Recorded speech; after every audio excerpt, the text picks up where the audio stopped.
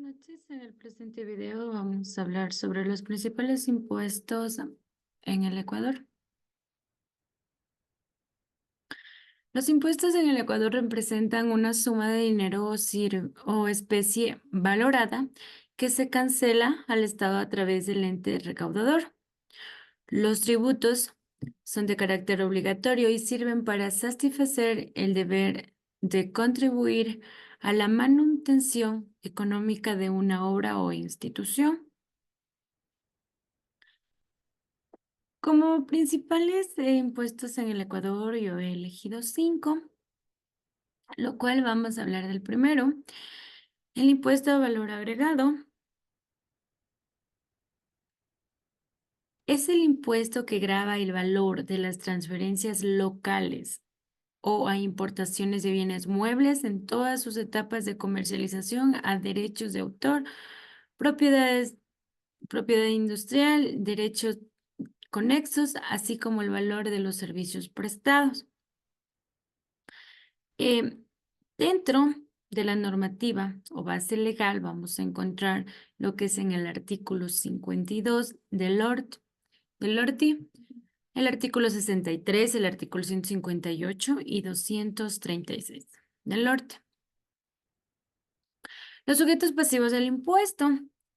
Estos sujetos deben declarar y pagar el impuesto al valor agregado IVA todas las personas naturales y las sociedades que efectúen transferencias o importaciones de bienes gravados con una tarifa de IVA que presenten servicios gravados con una tarifa de IVA y no residentes en Ecuador que presten servicios digitales conforme se define en el reglamento para la aplicación de la ley del régimen tributario.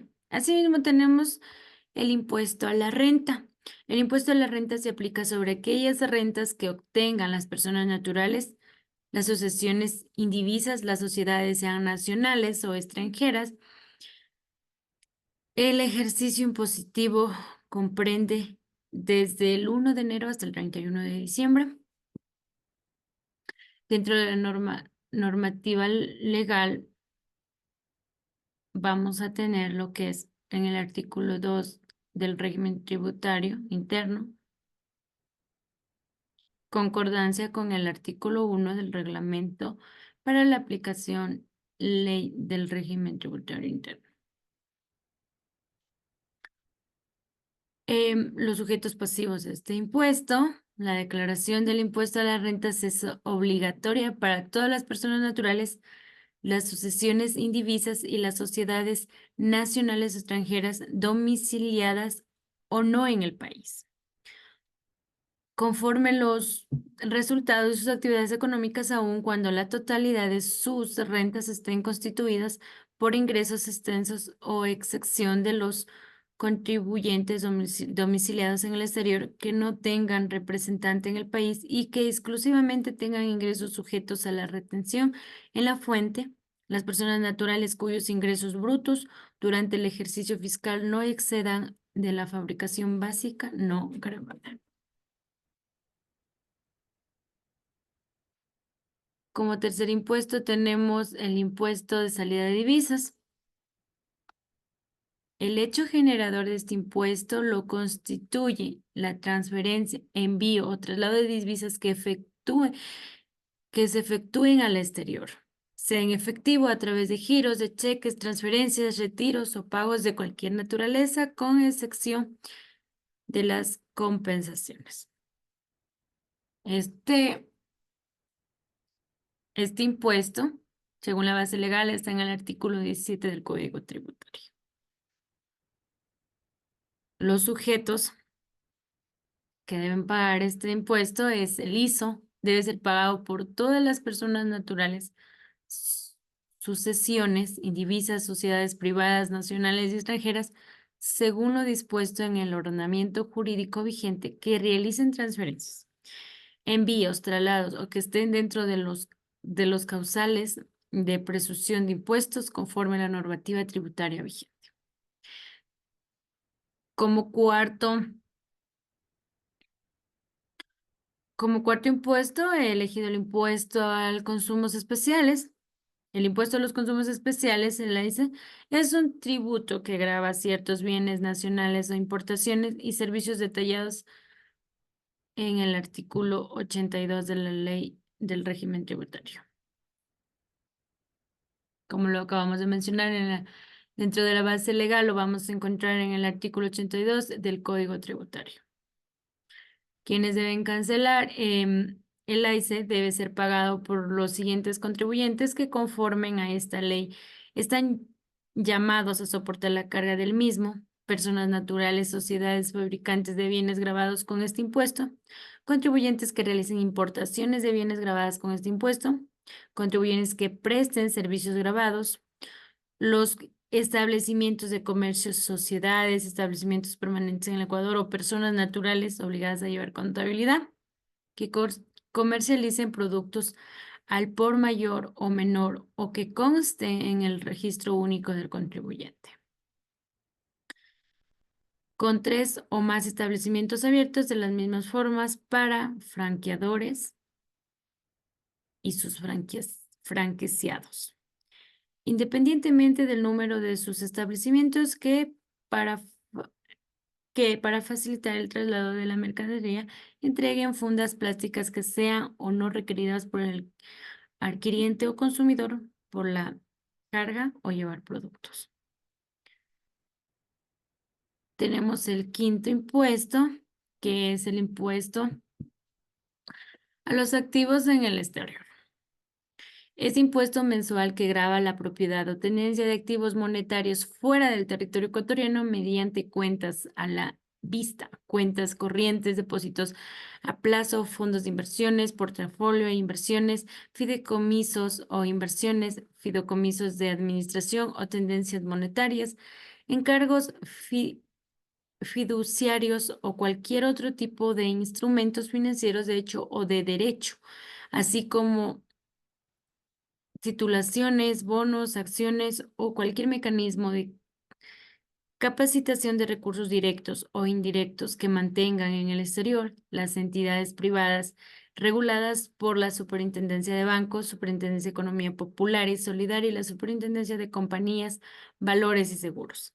Inclusive, a dichos fondos e inversiones se mantiene a través de subsidiarias afiliadas, oficinas en el exterior de sujeto pasivo, fondos encargados fiduciarios y fideicomisos manejados por administradoras nacionales o extranjeras. Dentro de la base legal lo encontramos dentro de la ley reformaria para equidad tributaria en Ecuador en el artículo 182 a 190. Quienes deben cancelar estos son los sujetos pasivos del impuesto a los activos en el exterior, los bancos, cooperativas de ahorro, créditos y otras entidades privadas dedicadas a realizar actividades financieras conforme a las dispuestas en el Código Orgánico Monetario y Financiero. Sociedades administradoras en fondo, fideicomisos y casas de valor, empresas aseguradas y compañías aseguradas bajo el control de la Superintendencia de Compañía, Valores y Seguros, así como las empresas de administración intermediarias, gestión y compraventa de cartera, conforme a las definiciones, condiciones, límites y excepciones establecidas por la Junta de Políticas y Regulación Monetaria Financiera. Como conclusión, las resoluciones contenidas bajo este criterio son aquellas vinculadas con rangos para la aplicación de tarifa de impuestos a la renta, porcentajes de retenciones, regulaciones a los agentes de retención, deducciones determinadas al impuesto a la renta único, declaraciones pago, entre otros. Las resoluciones contenidas bajo el criterio son aquellas vinculadas al IVA en cuanto a la tarifa del impuesto al crédito tributario, beneficiarios de devoluciones, regulación en aduana, regulación sobre la retención del impuesto y declaración, entre otros.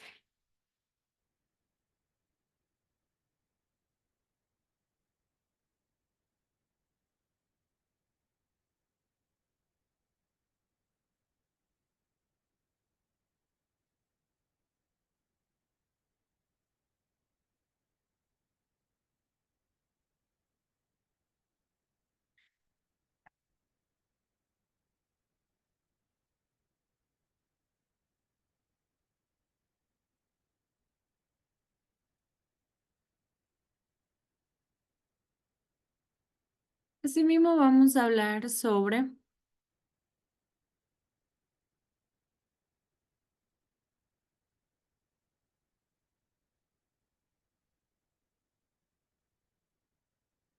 los deberes formales de un contribuyente. Para ello tenemos cuatro deberes formales del contribuyente.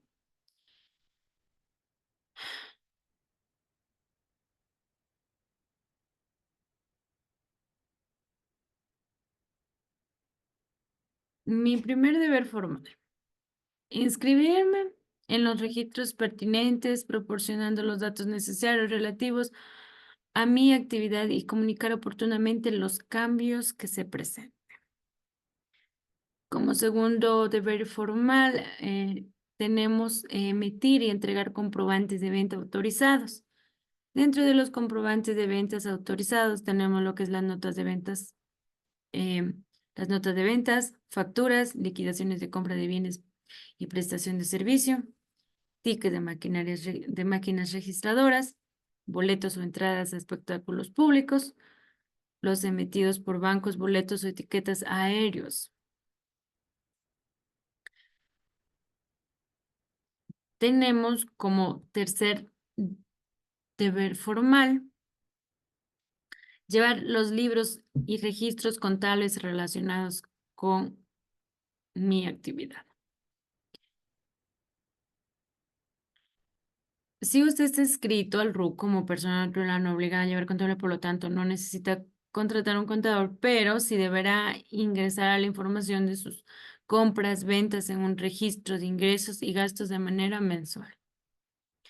Y como cuarto deber formal tenemos presentar las declaraciones que correspondan a pagar los impuestos dependiendo su actividad. Usted debe realizar sus declaraciones de IVA de manera mensual, semestral en el formulario 104A.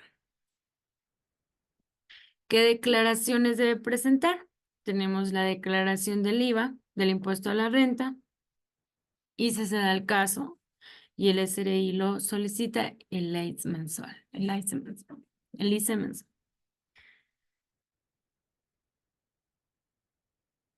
La declaración del IVA es obligatoria en todos los casos.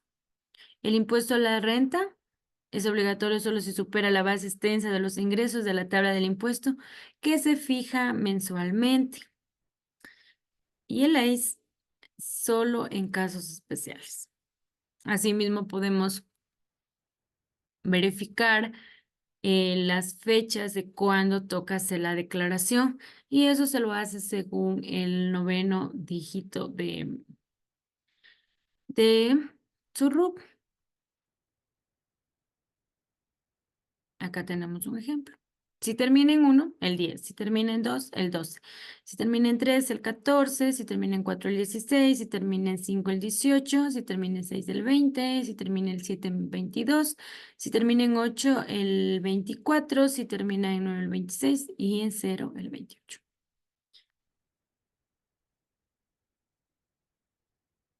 Como conclusión, el cumplimiento de los deberes formales es fundamental para asegurar la transparencia y control y la correcta fiscalización por parte de las autoridades competentes.